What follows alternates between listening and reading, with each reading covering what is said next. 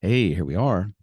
Well, have I got a story, several stories actually, for you today? Um, Iain Maclean is an acclaimed business leader who has operated across four continents and is the author of the book TJ's War, which we'll discuss in a bit. Earlier in his career, or careers, I should say, he was an officer and a pilot in the RAF. That's the Royal Air Force, if you're an American and don't know what that is, before running his own multi-million dollar or pound retail business. He then made quite the pivot, studying and specializing in AI, artificial intelligence, before it was all the rage to do so. And yet again, he made another pivot, helping consulting to transform and transition blue chip companies like Nissan, British Airways. His client list includes Boeing, Hilton and Marriott Hotels, Lufthansa, Volvo, the UK and Scottish governments, and on, a slew of other global enterprises. He's all over the place, folks, with a heck of a backstory to go along with it. His current company, which he founded in 2004, is called ICIFM, which is essentially the brand name for International Consultant Ian Fraser McLean. The book I mentioned, TJ's War, is his first book, in which the research took nearly 40 years to complete. He joins me now just south of London. Welcome to the program, Iain Maclean. Glad to be here. Nice to meet you, Mark. Nice to meet you. Well, Iain, there's so many places I could start, and so we might bounce around a little bit. But after all those accolades I just mentioned, I want to first briefly ask you about something I read about you, and that's this: that you hitchhiked across the Sahara Desert during a 3-year sabbatical. That sounds like a scene from Lawrence of Arabia. We won't spend all of our time on this, but just quickly, how old were you? Where were you going? How was the experience? Any near death encounters like dehydration, heat stroke, or a desert pirate? Wow. No desert pirates. I I came out of the RAF because I decided I didn't want to kill anyone, and Good clearly I move. was in the wrong organization for that to be the case. Ultimately, and I didn't really know what I was going to do myself. I was in my mid 20s or 24, I think, at this point, and I just decided no, I don't know really who I am or where I'm going. So I decided to take some time out. And I had relations in South Africa. Some are still there. And I thought, I'll go and see them. Hmm. So I got a rucksack and a tent and a sleeping bag and the local radio station up in Inverness called Murrayfirth Radio. It's still going. I talked with Brian Anderson, the producer there, and he organized one of these special tape recorders with cassettes. And as I hitchhiked down through the UK and into France and into Spain, I would send tapes back of people. I would sort of interview people and talk to them and just say where I am or what I'm doing. Hmm. And he would make these up into little programs that would be broadcast. And then I went across, and I remember getting on the ferry to take me from Algeciras in the south of Spain to Africa. And Hmm. I was on the ferry and thinking, have I bitten off more than I can chew? I don't speak Arabic. I have Yeah. no idea what this country looks like. And I got into Morocco, and Morocco was poor. I actually went into Ceuta, which is a outpost on the north coast of Spain, north coast of Africa, which is still owned by Spain. Hmm. So I didn't actually get into Morocco until the next day, Hmm. and it was poor. And I spent, Yeah. I traveled down to Tetuan and across to uh, Ujda, and then down into the desert to Figik. That's all going east. And I had to do that to be able to cross the border into Algeria because of a war that was pretty much going on in the western side of Morocco with the Polisario. Hmm. So anyway, I crossed into Algeria and got back north. And my intention was to get to Algiers and spend some time learning Arabic and then traveling south through Africa. Hmm. You know, I'm 24 years old. I must have been Right. pretty nuts, right? But it just seemed like something you could do. Uh, and I got to Algiers and I got an Algerian girlfriend for a while, and I learned some really good words. I Uh, bet. then I and then I headed south. Now I met some French travelers along the way. I think I first started hearing about what to do when I was in Paris on my way south. But when you say hitchhiking through the Sahara Desert, it's not quite as uh, random as that. Exotic. Oh, okay. Yeah. What happens is you'll get to a small oases. There'll be a small village of a few houses, but there'll always be a truck going either north or south, maybe 2 or 3 trucks, and they'll park up, and in the morning you'll negotiate with the driver, roughly 50 cents back in those days will get you to travel on the load on the back, and if you paid $1, you could sit in the cab. Either way, the driver would stop along the way and create a meal, and there may be 4 or 5 people on the back of the truck, and you'd all sit and have a meal. And he'd also have the water, a tank of water, and you take cups from that as you traveled along. So it wasn't quite as nuts as it sounds. Yeah. But it Well, took it does still, but yeah. it took 40 odd days to get down to Tamanrasset. Mm. And at Tamanrasset, that's still 200 miles from the border. And they said, you can't go any further south. Mali is shut because of a cholera outbreak. Mm. Your best bet is to go back up to Algiers, as if it's next door, right? Right. And then just fly over the top to Cameroon. So I then headed back north, and that nearly killed me, because that was probably the second time. I think I nearly killed myself in the RAF. And then on the way back up from Algiers, from Tamanrasset, each time I'd arrive in that village, sometimes the villagers would be quite welcoming, and sometimes they'd be very wary. Or if I felt they were wary, I wouldn't give them any stress. I'd move out of the village by a couple of miles, pitch my tent, and then come back in the morning. Yeah. This particular day, that's what I did. Sun went down about 4 o'clock in the morning. There's this train, just the sign of a train coming at you. And it was a sandstorm. And as soon as it hit the tent, it flattened the tent. I mean, it was massive. And for the next 5 hours, I'm kind of wading around inside the tent to sort of bring myself back up to the surface of the sand. And then the sandstorm disappears, just like it started, complete silence. I get out of the tent, and where the road was, and it wasn't a road, it's a sort of sand track. There was just sand. Everything was different. Covered, sand had been created where there weren't any before, and I didn't know where the village was, and I really didn't have a lot of water, because I was relying on the drivers for water most of the time. So I become relaxed and not worried too much about water. So I walked out in a straight line from the tent as far as I could see, and then I made a massive circle around it, blazing hot sun, and couldn't see the village anywhere. Wow. So I then went back to the tent, re-erected it, and decided to sit there, because the guys who drive these trucks, they're Tuaregs. They know the whole thing by instinct, and I was pretty sure that eventually one of them would come past. Well, no truck came past. The whole day I waited, no truck came past. And I got myself very badly sunburnt by walking around in this big circle. So by the evening time, it's beginning to hurt. It's beginning to really hurt. And I was sitting in the tent, and by about midnight, I couldn't actually move. I found a position where I could stay without pain, and I then sort of began to climb up in that position. And about, I don't know, 6 o'clock in the morning, my tongue's swollen inside my mouth, my whole face is swollen, and I'm pretty sure I'm going to die. And eventually I got comfortable with that, and I thought, well, that's okay. Somehow I just thought, that's okay. And about 5 o'clock that night, a truck just happened to come past. And the great thing is, he jumped out of the cab and looked inside the tent, because I couldn't move. Wow. Yeah, that is good. That's lucky. And he dragged me into the truck, got me to this village. This wonderful woman, massive woman, took me inside, and for the next couple of days, doused me in water with cotton wool with water in it to get my skin rehydrated. Wow, that's crazy. There must be something about 24. That I actually also took the boat from the south of Spain over to Tangier, Morocco when I was 24. I didn't have quite the I had a pretty decent adventure. I went to Marrakesh and Casablanca. And Morocco was still poor when I was 24 as well. And but yeah, I don't know. Something about when you're 24, you're just up for any kind of adventure, I suppose. Yeah. I look back at it now. My mother is still alive, and I just said, what was I doing to her? I was Same here.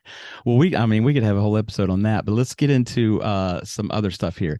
Uh, Over 4 decades of your career life, I won't ask you what all you've learned, of course. That's that's a whole series, but rather, what is the biggest nugget of wisdom that perhaps you didn't realize when you set out in business, presumably in your early 20s, I guess. If you had to say there's a preeminent value or a critical starting point, whether that's in building a business or in one's personal life, what's at core of importance and significance? I know you said on another program that surround yourself with good people is important. Is that the or one of the core elements of success in life? It is. It absolutely is. I was told that in a training course by somebody who's my age now when I was 25, 26. And I've kept it in my head, and it's always made very good sense. Hmm.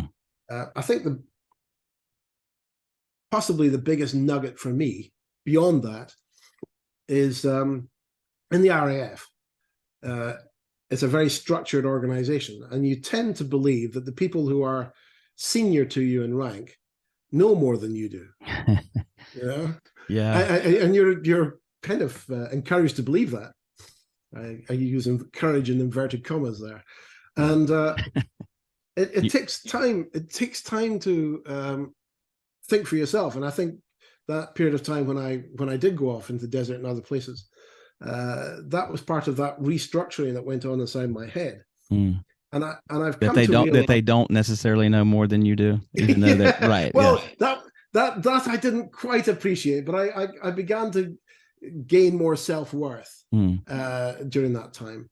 And what I've discovered, I'm not sure exactly when I picked this up, but what I've found is that nobody really knows more than you do, and the higher up the ranks these people are, the more they are pretending.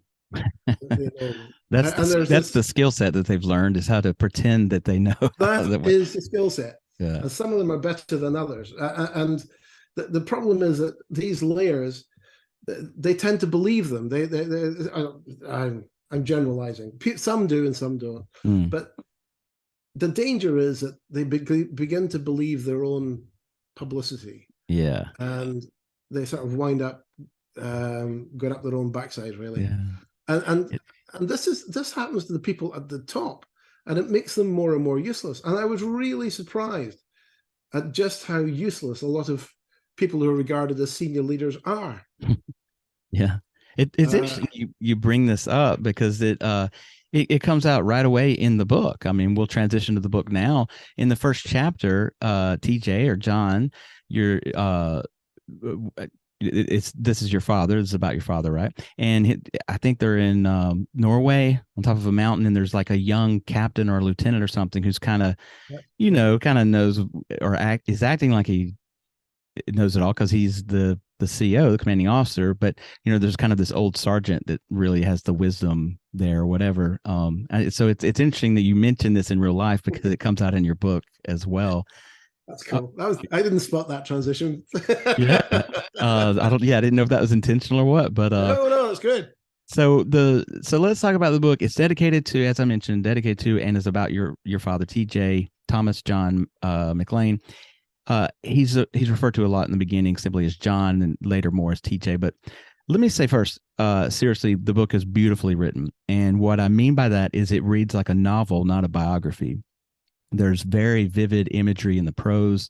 It's written almost poetically or romantically in the Ernest Hemingway sense of romanticism, like Farewell to Arms. Yet at the beginning of each chapter, there is a historical setting that sets the scene as to what was happening. So, for example, at the beginning of chapter 3, Hitler's invaded Poland in 1939. You get a sense of what's happening historically as you're reading about this personal story of TJ's. So, in so doing, while you've dramatized the account of TJ's experience during World War II, it's also a story about a generation, right? Can you talk more about that, about what people might learn, not only about your father, but about the people of his generation, all gathered in Europe from across Earth to fight this horribly violent global war? Wow. I'm just very happy with what you've just said. Thank you very much. Me and Ernest Hemingway in the same sentence. I'm going to record that. It's recorded. Don't worry. It's going to be made public. No, I'm going to somehow blazon that somewhere. But he's one of my big heroes. I've read just about everything he's ever written. And look, I mean, this is an audio program that most people are just going to hear this, but some people are going to see it. I've got him. You can't see because it's a small picture, but that one I'm pointing to there, that's Hemingway holding up a big fish he caught. So anyway, he's an inspiration for me as well. Anyway, go ahead. Oh wow, we've got a lot to talk about. I guess so. So yeah, because my father died when I was 10. All I really felt was relief. Because it's really tough being the kid of an alcoholic, and not because my father beat me up or anything like that. It was never abusive inside the house. That wasn't his style, but he would get so drunk that he'd be found in the gutter and be brought home with vomit down his jacket and so on. And if you go to school and the other kids know that, they can make your life pretty miserable. Yeah. And the teachers give up on you and so on. So I felt relief when he died at age 10. And I didn't change from that position really until I came across a photograph. And even then, it took a while. But I came across a photograph when I was 15, which showed three men, one of which was a Nazi prisoner, and the other chap was a guy in a uniform I didn't realize was Norwegian until much later. And the third guy was a British Army officer. And I said to my mother, "Why have you got this photograph?" And she said, "Well, that's your father." And I said, "Which one?" Because it didn't look anything like the man I remembered. And it took me quite a while to see the features that were in common between the photograph and the man I remembered. Yeah. He'd become very bloated, become gray-haired, he'd become his face had lost all its energy. And so I realized I had no idea who this man was. And so I then spent 40 years, between 30 and 40 years, going out and about a week a year roughly, talking to people who'd worked with him or knew him, or he'd gone to I went to the places that he'd been to. And I realized that I had no idea what he'd gone through. Yeah. And I think for anybody born after 1945, that's true. I think unless you've really had a good deep chat discussion with people about what they went through in the Second World War, you have no idea. And even now, I've written all this from the comfort of a desk. Right. These people lived it. How much literary license did you take in? I mean, I wanted, you sort of answered some of my follow-up questions that I had intended to ask, which would be, how did you even gather information about your father? He died right before your 11th birthday, right? And how did you even gather this information? But you mentioned in interviews and putting together, learning who your father was before he was the version you saw him as you know, as an alcoholic in his later years. And how did you put the information together? And how much literary lessons did you take when writing the book about his experiences? I mean, is it fiction? Does fiction and nonfiction intertwine here, or is it purely biographical? It's creative nonfiction is what it's called. Okay. So that's good. I kind of answered how I got the information. These things just grew and grew, and sometimes I find, for example, if you go onto the TJ's War website, there's a newspaper clip on there. I didn't find that newspaper clip until 10 years ago. Oh wow! So the bits came out of the woodwork all over the place, but talking to people, and most of them didn't want to talk. And one of the reasons that they eventually did open up was that here was a man who, as a 10-year-old boy, lost his father, and he's just wanting to know who he is. I didn't go do this research for a book. I simply did the research to find out who my father was. Right. As I dug, there were more questions than answers most of the time. Well, I'm glad. Yeah. But I have to correct you on what you just said, that he became an alcoholic in his later years. No, uh, he became an alcoholic by the time he was about 22. Oh, okay. This is what the war, I mean, What it did to him. what's coming back with a number of the reviews that we're seeing from the book and for people to get in touch with me directly is this is such a common experience Mm, that the men who came back, the men and women who came back from the Second World War and have come back from other wars since, I don't think very much has changed. right. They're so damaged by what they're experiencing and what they're doing, especially what they're doing, Mm, that they need something to be able to cope with that. And for a yeah. lot of them, it's alcohol, but a lot of them, it's drugs. And the others just, they can't live with themselves and they go and live in the streets and then kill themselves or whatever. We just don't understand the damage we're putting our best people to Yeah. get into the army, the name of the RAF right now in the UK, and it's the same in America. You've got to be the best of the best. Yeah. So we're taking the best of our kids And and sending them off destroying to, them. yeah, sending them off to war. Um, well, we're running a little low on time. I have to ask before we do run out. Your father is quite possibly, even likely, one of the agents Ian Fleming had in mind when he wrote the James Bond character in his series of books. Um, your father and Ian Fleming, operated in MI6 at the same time, often in the same arenas, including London, Anzio, Italy, and in Bermuda, right? It, Yep. in the original Ian Fleming novels, have you ever gotten a sense of what you might be reading was about your father? Um, no, not really. But I need to go back and read them again. Um, I think I think the closest you get to it is with Skyfall, where he reveals that James Bond is a Highlander or came from the Highlands, Mm, but he has him as an orphan, mm. whereas TJ was definitely not an orphan. I absolutely do not think that James Bond is based on one person. Right. Yeah. I, I don't But think so either. Right. But Bill Stevenson, who ran, it was called the Man, the Intrepid was his code name, based in Bermuda. There's a very strong likelihood that he's another character who was James Bond was based on. His house was called Goldeneye, and Ian Fleming used to stay there. And then when he set up his own house in Barbados, he called that Goldeneye. So there was a Mm, direct link between those two men. right. But Bill Stevenson did not get up to some of the field work that you see in James Bond and you see in TJ. Mm. It's fascinating. What do you, other than a good story, what, which it certainly is, what do you hope people gain from reading TJ's War? I mean, maybe we talked about some insight into that generation, but is what other life lesson is in there in that book? Uh, we've got to stop war. I mean, I kind of jokingly say that this is my attempt for world peace, but I don't understand war. Yeah, me I either. feel that war is created by the decisions and actions of just a handful of people around It the world. is. Yeah. But Bill Burr, And there's a comedian, American comedian named Bill Burr, and he makes a joke. I can't do it justice, so it's not going to be funny. But he essentially says that that everybody should just stop. Like all the soldiers should just stop and walk away and just go home, and just let all the crusty old rich politicians figure out what they're going to do when they don't have any soldiers to fight these wars. But completely, I completely agree with that.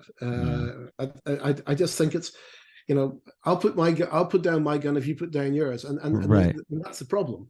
Yeah, But it's desperately sad. So what I'd like people to take away from this is the madness of it all. And yeah, towards the end of the book, I've got TJ going, who won? yeah. Was it the king? Was it Churchill? Because I didn't win anything. Right. All we've done is killed enough people until we're satisfied. It's like a bloodlust. And the people who survived are damaged from Absolutely. the experience. Um, Ian, in each episode, I try to do a small, like, 5-minute segment called 5 Minutes Zen. Doesn't have to be about Zen. The question might be, but your answer certainly doesn't have to have anything to do with that. Um, I just try to give people some advice, some practical advice that they can implement in their daily lives. My question for you is this.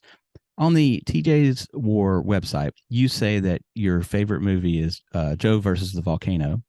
And from that film comes the quote, my father says that almost the whole world is asleep.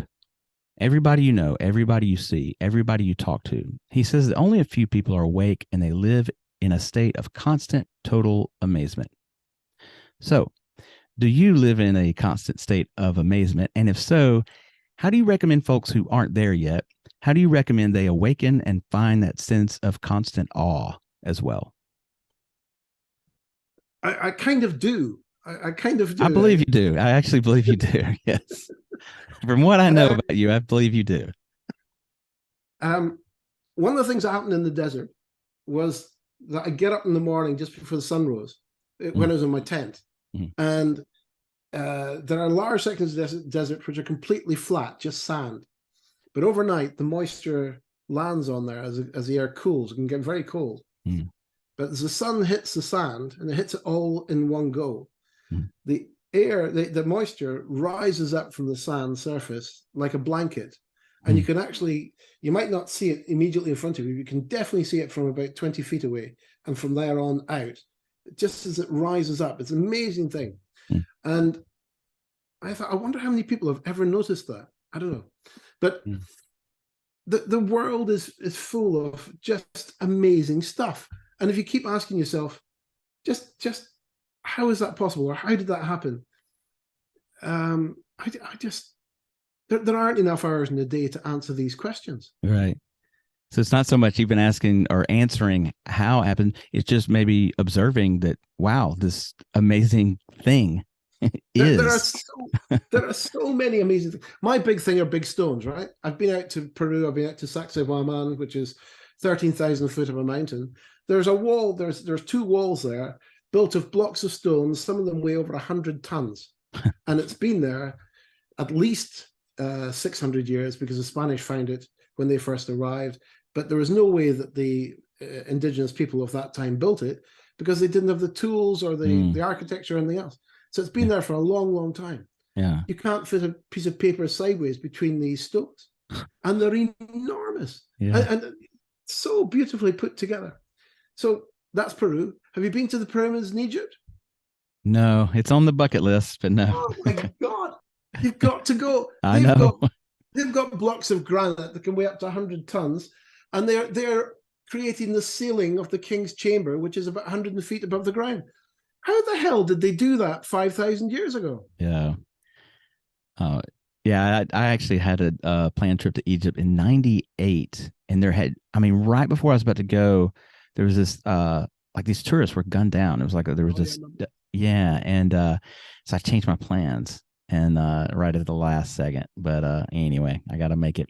What are you working on now? How can people buy the book? Where can they find you? I know LinkedIn is probably your primary or only social media thing, right? no, yeah, pretty much. The website has a email link, and most of those emails get back to me. I do have a marketing team, a marketing person Hmm. called Quinn, who's doing a super job, and so he passes all these emails back to me, and I'm more than happy to talk to anybody and answer their questions, Okay. or just have a chat. I There. don't know all the answers. I hope I've made that clear throughout this interview. I've only No, got questions. right. Even the officers don't have all the answers, even though they pretend they do. But all right. Well, I will link all that stuff in the show notes. Right. Sorry, just to answer that final question because I think it's Yeah. important. You Yeah. can TJ's War is available from Amazon. Mainly, it's Okay. available from Amazon right across the world. But it's important when you're searching for it to stick in it's TJ apostrophe S. And a lot Okay. of people put in TJS thinking they're going to find it, and they won't. I'm Right. sorry, but it's TJ apostrophe S and then Okay. War. You'll Or get if it. yeah, I think if you put in TJ's War without the apostrophe and put your name in with it, it'll come up. But regardless, I will also link the Amazon link in the show notes. So if they've listened to this, wherever they're listening to it, they can just go click and go buy the book right away. And I'll put tjswar.com, your blog, and more info about the book, pictures, some great pictures too on that site in the show notes as well. Well, that will do it, folks. Go get TJ's War by Iain Maclean. Go do that first. It's a hell of a good read and inspiring. Then after you do that, if you have a few bucks left over, you can help out Zen Sammich. If you want to cut out the middleman, you can go donate directly through PayPal. All you need is the show's email to do that. That's zensammich@gmail.com. Any amount's appreciated. Keeps the show going ad-free. Or you can become a continual supporter at patreon.com/zensammich. Both of those options will be in the show notes as well. Iain, you're a fascinating chap. I appreciate your stories, your insight, and your time today. You're very welcome, Mark. I'd like to have heard more about you. Go listen to Zen Sammich. There's plenty about me. Yeah. All I hear about you is you asking questions. I want to hear more. Who is Mark? That's another episode for another time. Somebody needs to interview you. Thanks, Iain. All right. You take care. Nice to talk to you.